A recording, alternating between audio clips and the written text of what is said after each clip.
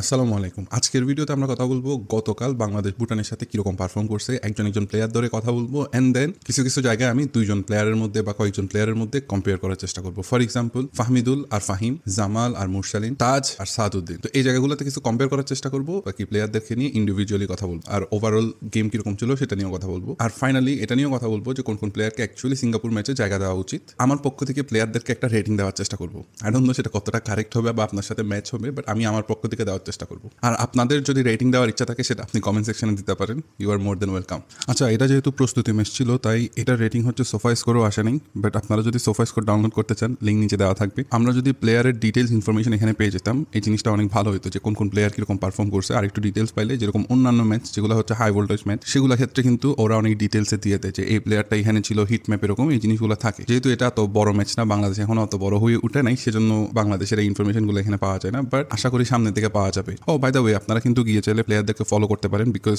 আমি দেখছি হামজা আর ফাহমিদুল ছাড়া বাকিদের খুব একটা বেশি ফলোয়ার্স নাই, মানে 1000-এর উপরেও নেই। ওইটা অ্যাকচুয়ালি থাকা উচিত। প্রথমে মিতুল মার্মা হচ্ছে আমার মতে খুব একটা বেশি টেস্টেড হয় নাই, বাট যে জায়গায় তাকে টেস্ট করা হয়েছে সে কিন্তু শতভাগ উতরে গেছে, কারণ যেই চান্সটা ওরা পাইছিল ভুটান, এটা কিন্তু 100% একটা গোলের চান্স ছিল। বাট মিতুল মার্মার অসাধারণ গোলকিপিং এর কারণে সে হচ্ছে এই জিনিসটা সেভ করে। এন্ড আপনি দেখবেন যে যখন সে সেভ করে, সমিত সোম কিন্তু এটা অনেকটা মানে ইশারায় বুঝাইছে যে ইমপ্রেসিভ ছিল। আরো যদি দুই একটা শট আসতো নিশ্চিত আমি 7.2 7.5 কিছু একটা দিতাম, বাট ক্লিন শিট রাখছে, অসাধারণ একটা সেভ করছে। বাদ বাকি খুব একটা তার দিকে শট আসে নেই, দুই একটা আসছে, সেগুলো খুব স্ট্রং শট ছিল না। 6.8 থেকে 7, দ্যাটস এ 6.9 দিয়েই দিই। আচ্ছা, এবার আসি তারেক কাজী আর Topu Barman. To be honest, বাংলাদেশের মুহূর্তে এরা দুইজনই অনেক প্রমিনেন্ট, মানে এর উপরে কোচ কাউকে ট্রাস্ট করে না। তারেক কাজী আর তপু বর্মন মোটামুটি ভালোও করছে। একটা জায়গায় তারেক কাজী আর তপু বর্মনের ভুলের কারণে গোল অলমোস্ট খেতে নিচ্ছিল, বাট এটা যদি ভুটান না হয়ে যদি সিঙ্গাপুর হংকং হয়, এরা কিন্তু গোল করে ফেলবে। তো এই জিনিসটা আমাদের অনেক কেয়ারফুল থাকতে হবে। এভাবে ছোটখাটো মিস্টেক করা যাবে না। তপু বর্মন একটা বল ক্লিয়ার করতে গিয়ে পায়ের নিচে দিয়ে চলে গেছিল, পরে সেটা আবার ক্লিয়ার করছে। আবার ওই বলটা খুব সম্ভবত তারেক কাজীর ভুল ছিল যে এই সিচুয়েশনে পড়াটা, না হঠাৎ করে বাংলাদেশ অ্যাটাকে ছিল, হুট করে কাউন্টার অ্যাটাক খেয়ে গেছে। তো এই ধরনের মিস্টেকগুলো কিন্তু বাংলাদেশকে ভুগাইতে পারে যদি হংকং আর সিঙ্গাপুরের সাথে ম্যাচ হয়। বাট এদের দুজনকে আমি অনেকটা সিমিলার, না তপু বর্মনের তো অ্যাটাকেও অনেক কিছু ইনপুট ছিল, তো সেই ক্ষেত্রে আই থিঙ্ক তপু বর্মন একটু better. Let's say 7 Topu Barman, 6.8 Tareq Kazi. এবার আসি সাদউদ্দিন আর তাজউদ্দিন। টু বি অনেস্ট, এই দুই ভাইয়ের মধ্যে যদি আমি কম্পেয়ার করি, ক্লিয়ারলি তাজউদ্দিন হচ্ছে উইনার। তাজউদ্দিনের আশেপাশেও নাই গতকালকের ম্যাচে। তাজউদ্দিন প্রথম ম্যাচ যা পারফরমেন্স দিছে অসাধারণ ছিল, কারণ তাজউদ্দিনকে দেখলাম যে পরিমাণ ক্রস ডেলিভারি করছে, আমার মনে হয়েছে এটা কোনো একটা উইঙ্গার করতেছে, বাট একটা উইং ব্যাক থেকে এই পরিমাণ ক্রস আমি বাংলাদেশ টিমে এর আগে দেখি নাই খুব সম্ভবত।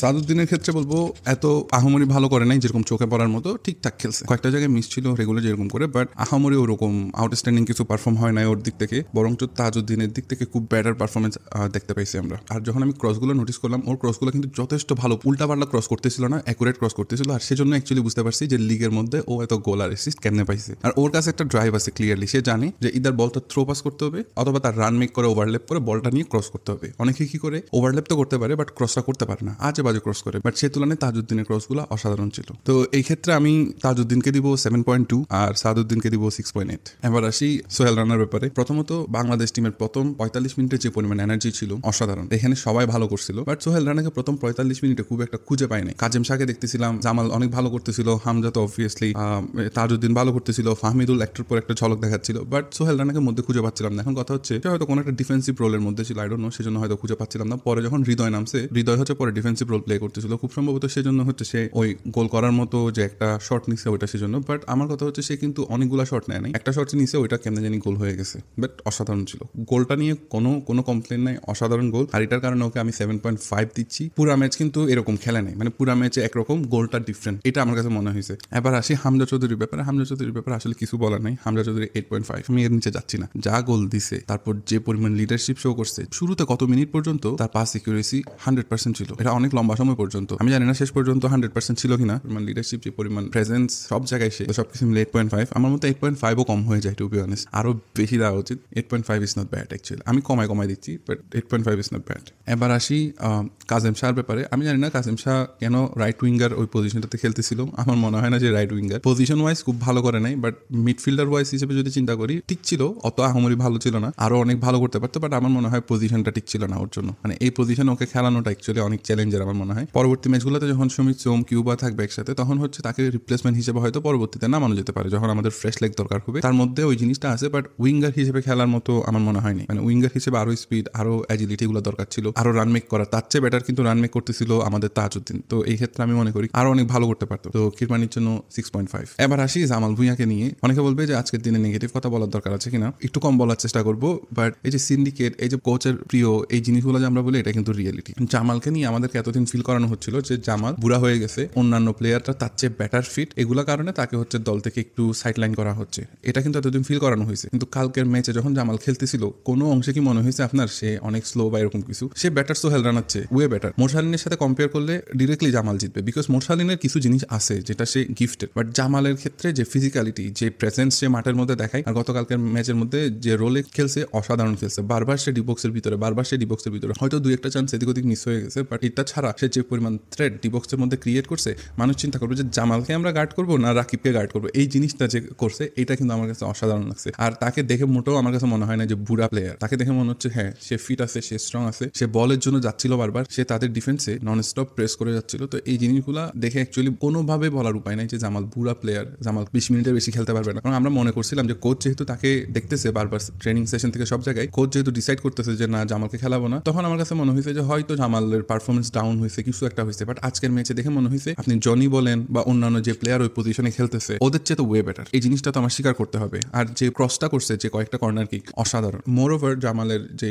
ফার্স্ট টাচ বা হচ্ছে পাস দেওয়ার যে স্টাইল, এটা অন্যান্য প্লেয়ারের চেয়ে অনেক বেটার। কারণ জামাল অ্যাকচুয়ালি স্কিল প্লেয়ার, তার মধ্যে হয়তো সে যেহেতু পায়ে গুলি খাইছে, রাইট, মনে আছে আপনার কাছে, ওইটার কারণে সে হয়তো অন্যান্য প্লেয়ারদের থেকে কোনো কোনো জায়গায় একটু পিছিয়ে পড়তে পারে। ফর এক্সাম্পল হামজার তুলনায়, ফাহমিদুলের তুলনায়। কিন্তু তার মানে এই না যে সে বাংলাদেশি যে প্লেয়াররা লোকাল লিগে খেলে তাদের চেয়ে অনেক পিছিয়ে, এরকম বলার কোনো ওয়ে নাই। সে মোর স্কিল প্লেয়ার, তার গেম রিড করার অ্যাবিলিটি অনেক ভালো। সবকিছু মিলে তার মধ্যে স্কিলটা আছে, সবকিছু আছে, মানে ফুটবলিং যে সেন্সটা দরকার সেটা আছে। এখন কোচ যদি তাকে ইউজ করতে না চায় সেখানে কিছু করার নেই। আমার পক্ষ থেকে যেহেতু সে অ্যাসিস্ট করছে, আই থিঙ্ক 7.5, যেহেতু অ্যাসিস্ট করছে, অন টার্গেট শটও আছে তার, আর বেশ কয়েকবার সে কিন্তু বল উইন করছে, বেশ কয়েকবার সে অ্যাটাক মেক করতেছিল, অন টার্গেট শুট করছে, তো পয়েন্টও দিতে হবে। এখন মোরসালিনের সাথে কম্পেয়ারটা করে ফেলি। আমার কাছে মোরসালিনের যে জিনিসটা খারাপ লাগছে, হ্যাংলা পাতলা ছেলে, আমার কাছে মনে হচ্ছে মোরসালিন যে জিনিসটা নিয়ে আসছিল যে সে মানে ছোট্ট একটা ছেলে এত কিছু এত সুন্দর খেলে, ওই জিনিসটাকে সে ইমপ্রুভ করতে পারে না। টু বি অনেস্ট, অনেক সময় এটা হয় যে অনেক অল্প বয়সে প্লেয়াররা ফেম পেয়ে যায়, বাট তারপর তারা সেটাকে ধরে রাখতে পারে না, তারা হচ্ছে ফেমের জোয়ারে বেশি চলে যায়। আমার কাছে মোরসালিনের ব্যাপার অনেকটা এরকম মনে হচ্ছে। আমি চাই যে সে রিয়ালাইজ করুক জিনিসটা, যে তার মধ্যে অনেক পটেনশিয়াল আছে। আমার কাছে মনে হচ্ছে সে নিজের পটেনশিয়ালকে হেলায় নষ্ট করতেছে, বিকজ সে বসুন্ধরায় খেলে, সবচেয়ে বেশি বেতন পায়, তাকে হচ্ছে মানুষ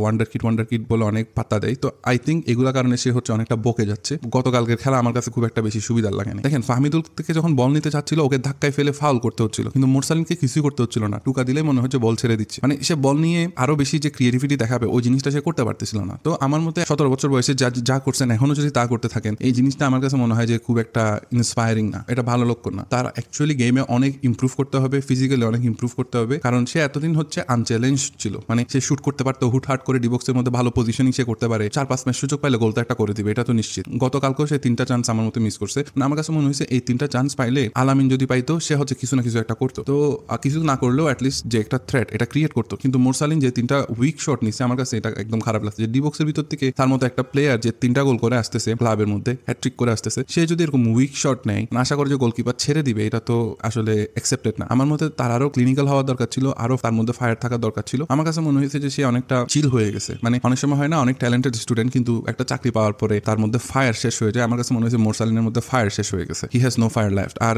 সামনে তার কম্পিটিশন হবে কিউবার সাথে। আই থিঙ্ক এই জায়গায় সে পাত্তাই পাবে না, কারণ কিউবা, ফাহমিদুল, এই প্লেয়ারগুলো না ওয়ার্ল্ড ক্লাস মেন্টালিটির প্লেয়ার। তাদের মধ্যে চিন্তা আছে যে আমি কিভাবে ইংলিশ প্রিমিয়ার লিগে খেলবো, তাদের স্বপ্ন হচ্ছে ওইটা, আমি কিভাবে ইংলিশ প্রিমিয়ার লিগে খেলবো। ওই লিগে খেলতে গেলে আমার কি করতে হবে। ফাহমিদুলের মাথায় এখন চিন্তা হচ্ছে আমি কিভাবে ইতালির 3rd টায়ারে খেলবো, রাইট। তো ওই জায়গায় সে যদি চিন্তা করে যে আমি সেমি প্রফেশনাল থেকে প্রফেশনাল কেমনে যাবো, তখন সে জানে তার এফোর্ট কত বেশি দিতে হবে। বাট এখানে আমাদের মোরসালিনের হয়েছে কি, সে জানে আমি বাংলাদেশের বেস্ট ক্লাবে বেস্ট বেতন নিয়ে খেলতেছি, আমার হচ্ছে আলাদা একটা দাম আছে, আমি বাংলাদেশের ন্যাশনাল টিমে খেলতেছি, আমার আর ইমপ্রুভ করার সুযোগ নেই। মানে এদের হচ্ছে এখানে তারা মেন্টালি নিজেদেরকে লিমিট করছে। তারা এটা চিন্তা করতেছেন আচ্ছা হয়তো থাইল্যান্ডের লিগটা অনেক ভালো, হয়তো ইন্দোনেশিয়ার লিগটা অনেক ভালো, হয়তো ইন্ডিয়ার লিগটা অনেক ভালো, সেখানে যদি আমি কখনো গিয়ে খেলতে পারি। এই জিনিসগুলো তাদের মাথায় আসে না আসলে। আমি মনে করি জামাল থেকে তাদের এগুলো শিক্ষা নেওয়া উচিত, এটা ট্রাই করা উচিত যে হ্যাঁ আমি আরো বেটার করার চেষ্টা করবো। আর এই যে আমাদের যে অরিজিন প্লেয়াররা আসতেছে, এটা কিন্তু এই দিক থেকে ভালো যে এরা আসার কারণে টিমের মধ্যে কম্পিটিশন বাড়বে। এই যে মোরসালিন যে এখন মনে করেন চিল হয়ে গেছে, জানে যারে আমার সিট তো থাকবে একটা টিমের মধ্যে, কোচ তো আমাকে লাইক করে, সবাই আমাকে লাইক করে, আমার সিট তো একটা থাকবে, ওই জিনিসটা তার মধ্যে দিকে চলে যাবে। তখন সে একটা গোল করার পরে স্যাটিসফাইড থাকতে পারবে না, তার কাছে মনে হবে আর 2টা গোল যে মিস করলাম সেগুলোর কি হইলো, তার মধ্যে তখন ওই মেন্টালিটি থাকবে। মোরসালিনকে কত দিব, 3টা গোল মিস করছে খেলার মধ্যে, আমি খুব একটা বেশি মোটিভেশন দেখি নাই। মানে বল পাওয়ার পরে কি করবে, আই থিঙ্ক 6.4, 2 দিতে চাইছি, বাট লেটস সে 4, 2 দিলে মনে করবে যে আমি বসুন্ধরার প্লেয়ার দেখে কমাই দিছি, লেটস সে 6.4। এবার আসি মেইন ইস্যুটাতে, ফাহমিদুল ইস্যুতে। এখন আমি মেইনলি ফাহমিদুল আর ফাহিমের সাথে কম্পেয়ার কম্পেয়ার করার চেষ্টা করবো, বিকজ ওরা দুজনই সেম পজিশনে খেলে। আর ফাহিমের সাথে ডিরেক্টলি ফাহমিদুলের ডিরেক্ট কম্পিটিশন। তো দুজনের খেলার মধ্যে যে বিগ ডিফারেন্সটা আমি দেখছি সেটা আমার কাছে মনে হয়েছে যে ফাহমিদুল যখন বল পায় তখন সে জানে যে বলটা নিয়ে কি করতে হবে। সে কি ওয়ান টাচে পাস দিয়ে দিবে, সে কি কাউকে পাস দিয়ে সামনের দিকে রান মেক করবে, নাকি সে রাকিবকে থ্রো পাস দিবে, নাকি সে বলটা কাটিয়ে হুট করে উঠে গিয়ে ক্রস করবে, নাকি সে যেদিকে গোল পোস্ট সেদিকে রান মেক করবে এন্ড দেন শুট নিবে। এই জিনিসটা সে জানে। তার খেলার মধ্যে এটা বোঝা যায়। সে বল পাওয়ার পরে কিন্তু 1 সেকেন্ড সময় নষ্ট করে না। সে জানে গোল পোস্ট কোন দিকে, তার কোন দিকে রান মেক করতে হবে। এই জিনিসগুলো না অনেক অনেক দেখতে অনেক মানে স্যাটিসফাইং, যে সে হচ্ছে বুঝতেছে যে কিভাবে খেলতে হবে। আর খুবই ফাস্ট ছেলেটা। সে কিভাবে একটা প্লেয়ারের উপর দিয়ে জাম্প করে ল্যান্ড করে বলটা ক্রস করছে, মানে সে ব্যালেন্স মাশাআল্লাহ একটু হারায় নাই। ক্রসটাও পারফেক্ট ছিল। এখন ফিনিশ করতে না পারলে এখানে তো তার কিছু করার নাই। আমার কাছে মনে হয়েছে ডিবক্সের ভিতরে আরো প্লেয়ার দরকার ছিল। ক্রসটা অনেক পারফেক্ট ছিল। বেশ কয়েকটা ক্রস সে করছে। এই যে ক্রস করা বারবার, এই জিনিসটা হচ্ছে ফাহমিদুলের খেলার মধ্যে আমরা দেখছি, যেটা হচ্ছে ফাহিমের খেলায় হচ্ছে মিসিং ছিল। ফাহিমের বেলায় যেটা দেখছি, সে বলটা নিয়ে বলটা পাওয়ার পরে প্রথমে স্লো হয়ে যায়। সে দেখে ডিফেন্ডার গুলা কই, তারপরে ডিফেন্ডার সাথে একটু কাটাকাটি করে তারপর একটা রান মেক করতে চায়। ডিফেন্ডার আস্তে করে তাকে পুশ করে দেয় বা হচ্ছে তাকে কর্নার করে দেয়, মানে এক সাইডে করে দেয়। এন্ড দেন সে ক্রসটা ঠিক মতো করতে পারে না। হয়তো ডিফেন্ডারের গায়ে মারতেছে, হয়তো উল্টাপাল্টা ক্রস করতেছে। তো এই জিনিসটা দেখে মনে হয় যে ফাহমিদুলের যে ক্লিয়ার ভিশন আছে যে আমি বল পাইলে আমি এই জিনিসটা করবো, ওই জিনিসটা ফাহিমের মধ্যে নাই। ফাহিমের মধ্যে স্পিডও কিন্তু ফাহমিদুলের চেয়ে কম। আর স্পিড থাকলেও সেটা কোনো ডিরেকশন নেই। ফাহমিদুল যেরকম বল পাওয়ার পরে যে একটা পাস দেয়, ওই জিনিসটাও ফাহিমের কাছ থেকে আমরা পাই না। ফাহমিদুল কিন্তু বল পাইলে নো লুক পাস দিয়ে দেয় বা বিভিন্ন ধরনের ট্রিকারি করার চেষ্টা করে এন্ড দেন ডিফেন্ডারকে বোকা বানানোর চেষ্টা করে। ফাহিমের জিনিসগুলো হচ্ছে অনেকটা প্রেডিক্টেড, মানে কেউ যদি 2-1 ম্যাচ ভালো করে অবজার্ভ করে সে বুঝবে যে ফাহিম কি করে। কিন্তু ফাহমিদুলের ব্যাপারে তার 3-4টা অপশন থাকে। ওই পার্সপেক্টিভ থেকে ফাহমিদুলকে ট্র্যাক করা বা ফাহমিদুলকে হচ্ছে প্রেডিক্ট করা একটু ডিফিকাল্ট ডিফেন্ডারদের জন্য। সে কখনো বডি মুভমেন্ট করে, কখনো পাস দিয়ে দেয়, কখনো হচ্ছে গোল অ্যাসিস্ট করার চেষ্টা করে। তো আমি বলবো ফাহমিদুল ফাহিমের তুলনায় ওয়ে বেটার। আর আমি যদি রেটিং করি ফাহমিদুলের ক্ষেত্রে আমি দিব হচ্ছে, যেহেতু সে গোল আর অ্যাসিস্ট করে নাই বাট ক্রস করছে,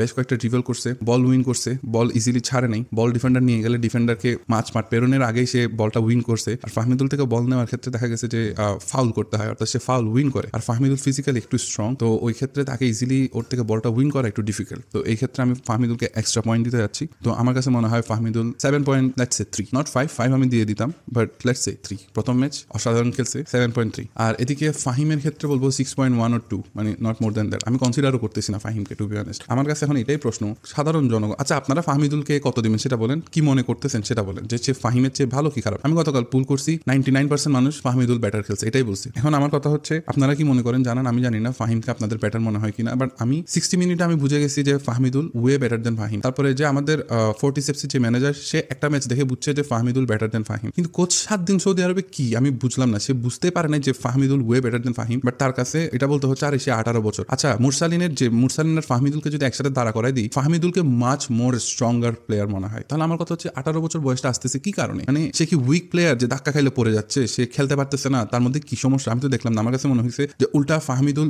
better stronger player, even more than Fahim, more than Murshalin, even অন্যান্য আরো কয়েকটা প্লেয়ার যাদেরকে ধাক্কা দিলে পড়ে যায়, এদের চেয়ে তো ওয়ে বেটার প্লেয়ার ফাহমিদুল। সে একটা বিস্টের মতো প্লেয়ার। আমি জানি না তাকে বলতেছে 18 বছরের নিচে। তো এগুলো দিক থেকে আসলে চিন্তা করে বলতে হয় যে এখানে কিছু না কিছু একটা তো আছে। আর অ্যাকচুয়ালি ফাহমিদুলের ইস্যুতে কোচ যা বলুক, এখন আমার যেটা 6th সেন্স এটা বলতেছে হচ্ছে অ্যাকচুয়ালি ওইটাই সত্য যে ঘটনাটা আমরা পেপারে পড়ছিলাম, যে ফাহমিদুলের সাথে অ্যাকচুয়ালি শ্রাবণের সমস্যা হয়েছে, ফলে সে কোচকে কিছু একটা বলছে যেটা কোচের পছন্দ হয় নাই, তারপরে সে ইগোর কারণে সে হচ্ছে ফাহমিদুলকে বাদ দিছে, এন্ড দেন পরে বলছে বয়সের কারণে। এটা হচ্ছে রিয়েলিটি, আমার কাছে এটাই মনে হয়, এর চেয়ে ভালো কোনো এক্সপ্লেনেশন আমার কাছে নেই। আচ্ছা এবার আসি রাকিবকে নিয়ে। রাকিব আর আলামিনের মধ্যে কম্পেয়ার তো করতেছি না, বাট আমার কাছে মনে হয়েছে Rakib is as always best player. ওই জায়গাটাই অনেক এফোর্ট দেয়, সে অনেক এফোর্ট দেয়, তার স্পিড অনেক ভালো। সে একটা সময় আরো অনেক স্লো প্লেয়ার ছিল, বাট এখন সে অনেক বেশি ম্যাচিওর, সে অনেক বেশি নিজেকে আপগ্রেড করছে। আমি এই কথাটাই মুরসালিনের ব্যাপারে বলতেছিলাম যে মুরসালিন নিড টু আপগ্রেড হিমসেলফ। মুরসালিন সেটা করতেছে না, সে অনেক স্যাটিসফাই হয়ে গেছে নিজেকে নিয়ে, মানে ফেমের কারণে সে অনেক একদম লুতা হয়ে গেছে এখন কাইন্ড অফ। কিন্তু রাকিবের মধ্যে ওই ফায়ারটা আছে। ন্যাশনাল টিম আমি কখনো রাকিবকে স্লো ডাউন করতে দেখি নাই, সে কনসিস্টেন্টলি হচ্ছে অ্যাটাক করে যাচ্ছে।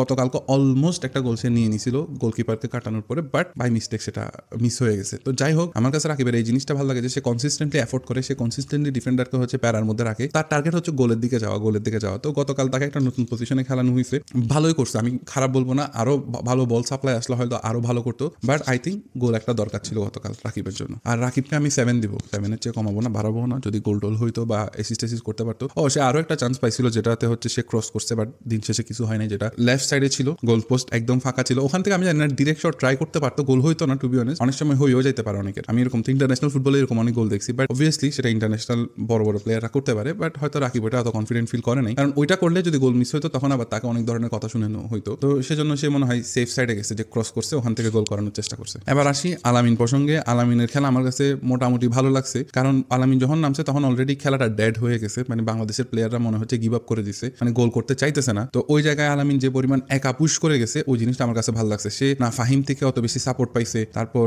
সে নিজে নিজে পুশ করছে, নিজে নিজে ট্রাই করছে, আর একটা বল ক্রস আসছিল সে যেভাবে হচ্ছে বলটা রিচ করার চেষ্টা করছে অসাধারণ লাগছে। মানে আলামিনের ক্ষেত্রে বলতে হয় যে আমি শুধু তার এফোর্টের দিকে দেখছি, আমার কাছে মনে হয়েছে ওয়ে বেটার। সে যদি রাইট উইঙ্গে রাকিবকে আর রাইট সাইডে তাজকে পাই এন্ড দেন এই পাশে হচ্ছে ফাহমিদুলকে পাই, আমার মধ্যে সে কিন্তু অনেক গোল করতে পারবে। তার মধ্যে ওই ফায়ারটা আছে যেটা আমরা মুরসালিনের মধ্যে মিসিং দেখতেছি, ওই ফায়ারটা আলামিনের মধ্যে আছে। সে যদি রাকিব আর ফাহমিদুলকে পাই সে কিন্তু ঠিকই গোল করবে। ইভেন হামজাও অথবা জামালও হচ্ছে আলামিনের জন্য কমপ্লিমেন্টারি হইতে পারে, বিকজ আলামিনের কয়েকটা ম্যাচে গোল দেখছি যেগুলো হচ্ছে ওরকম মানে একদম মধ্য থেকে আসতেছে। তো আমার কাছে মনে হয়েছে যে আলামিনকে আরো বেটার সুযোগ দেওয়ার দরকার ছিল, বাট যেহেতু শেষের দিকে নামছে ওই সময় বাংলাদেশের প্লেয়ার সব চেঞ্জ হয়ে গেছে, তো খুব একটা বেশি হেল্প সে পায়নি। বাট তারপরও একাশে যে পরিমাণ প্রেস করে গেছে অসাধারণ। তো আমি মনে করি যে নেক্সট ম্যাচে যদি কোচ 4-3-3 অর্থাৎ তিনজন যদি অ্যাটাক লাইনে খেলানো হয় সেক্ষেত্রে আলামিনকে চান্সটা দেওয়া উচিত, আর আই থিঙ্ক সে চান্সটা পাবে। আর যদি রাকিব ওই জায়গাটাই না খেলে আর কি, রাকিব আর একটু বেটার প্লেয়ার আলামিনের তুলনায়, তো ওই কারণে হয়তো। বাট আমাকে যদি বলেন আমি ফিনিশিং এর দিক থেকে হয়তো আলামিনকে এগিয়ে রাখতে পারি। আলামিনকে কত দিব, যেহেতু আলামিন অল্প কিছু সময় খেলছে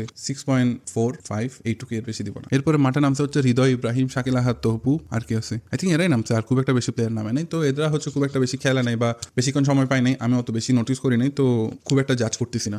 আর আমাকে যদি বলেন যে সিঙ্গাপুর ম্যাচের একাদশটা কিরকম হওয়া উচিত, আমি বলবো মিতুল মার্মা ঠিক আছে, তপু তারিক ঠিক আছে, তাজউদ্দিন ঠিক আছে, সাদের ব্যাপারে জানি না, একটু ইনজুরি হয়েছে, এখন ঠিক হইলো কি ঠিক হয় নাই সেটা আমি জানি না। তো বাট সাদউদ্দিন হচ্ছে কোচের প্রিয় প্লেয়ার, ওটা কনসিডার না করলে হয়তো রিপ্লেসমেন্ট থাকলে হইতে পারে replaced, I don't know. Saaduddin থেকে আরো অ্যাটাকিং জিনিসটা মোর আশা করি। তারপরে হচ্ছে হামজা আর শমিসু, সাথে জামালকেও খেলানো যেতে পারে, আবার অল্প কিছুক্ষণ মুরসালিনকে চান্স দিতে পারে, but Jamal is better choice to be honest. আর এখানে ফাহমিদুলকে চেঞ্জ করার কোনো সুযোগ নেই, হয়তো ফাহিমকে অল্প কিছু চান্স দেওয়া যেতে পারে শেষের দিকে যদি ফ্রেশ লেগ দরকার হয়। বাট আমার কাছে মনে হয়েছে ফাহমিদুল যদি ফিট থাকে ওকে চান্স বাড়ায় দেওয়া উচিত, বাট 90 মিনিটস একটু ডিফিকাল্ট হয়ে যায় যেহেতু সে অনেক এফোর্ট দিয়ে খেলে। কাজিম আমার মতে সুযোগ পাবে না, বাট টুইঙ্গার হিসেবে সেই সুযোগ পাবে না, সেই সুযোগ পাইলে হচ্ছে হয়তো সমিত সুম বা জামাল ভুঁইয়া এদের জায়গায় পাইলেও পাইতে পারে, যদিও জামাল ভুঁইয়া এখন ডিফারেন্ট রোলে প্লে করতেছে, ওই জায়গায় কাজিম কেমন করবে জানি না। আর রাকিব তো অবভিয়াসলি অটো চয়েস, কিছু করার নাই, বেস্ট প্লেয়ার। এখন আলামিনকে খেলাবে কি খেলাবে না সেটা কোচের উপর ডিপেন্ড করতেছে, ফরমেশনের উপর ডিপেন্ড করতেছে। আর যেহেতু সিঙ্গাপুরের ম্যাচে অনেক অ্যাটাক হবে, আমাদের ডিফেন্সের দিকে অনেক ফোকাস থাকতে হবে, but I think we need to win the game. তো এই ক্ষেত্রে আমাদের অ্যাটাককে একদম ফেলে দিলেও চলবে না। তো let's hope for the best. অনেক লম্বা ভিডিও হয়ে গেছে, এডিট করতে আমার 12টা বাজবে।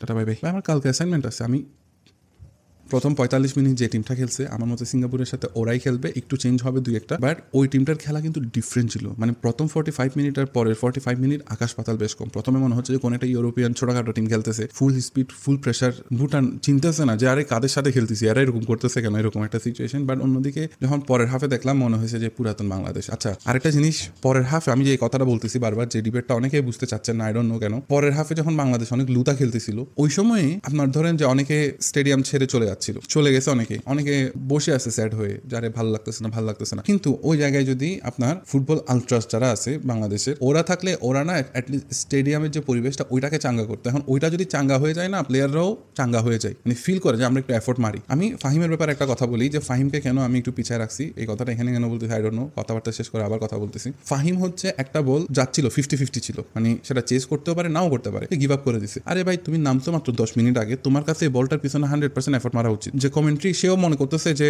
চেস করবে বলটা, বাট সে গিভ আপ করে দিছে, লিটারালি ছেড়ে দিছে। দেন গিভ আপ করার আরো 3-4 সেকেন্ড পরে বলটা বের হয়েছে। আমার কথা হচ্ছে তুমি যাও চেস করো, তারপরে করো, মানে দেখো যে ক্রস করতে পারো কিনা, তুমি আগে গিভ আপ করতেছো কেন। এই জিনিসটা আমার কাছে খুবই উইয়ার্ড লাগছে ওর কাছ থেকে, যেটা কারণ আমি দেখছি ফাহমিদুল হচ্ছে এই টাইপের বলকে চেস করছে, যেটা বল পাবে না সেটাকেও সে চেস করতেছে। তো কিন্তু ফাহিমকে দেখলাম যে সে ফ্রেশ লাইক, সে নামছে, সে গিভ আপ করে দিচ্ছে। তো এই জিনিসটা আমার কাছে খুবই উইয়ার্ড লাগছে, মানে কি একটা প্লেয়ার, মানে বাংলাদেশের সে বসুন্ধরাতে গেলে সে অনেক বড় প্লেয়ার হয়ে গেছে, এই জিনিসটা খুবই উইয়ার্ড। তো তারা হচ্ছে অ্যাকচুয়ালি কখনো ওয়ার্ল্ড ক্লাস হইতে পারবে কিনা আমার সন্দেহ আছে। অ্যাকচুয়ালি কি পারবে না এটাই বলতে হবে, বয়সই তো চলে গেছে। ওয়ার্ল্ড ক্লাস যেভাবে একমাত্র আমি দেখতেছি রাকিবের মধ্যে ক্ষুধা আছে, আলামিনের মধ্যে ক্ষুধা আছে, বাদ বাকি player I can see anything. আমার কাছে তাজউদ্দিনের খেলাও গতকাল অনেক ভালো লাগছে, বাট আদার দেন দ্যাট বাকিদের হচ্ছে ও আমি তো বেস্ট ক্লাবে খেলি, আমি আর কি এফোর্ট মারবো, এরকম টাইপের একটা চিন্তা ভাবনা।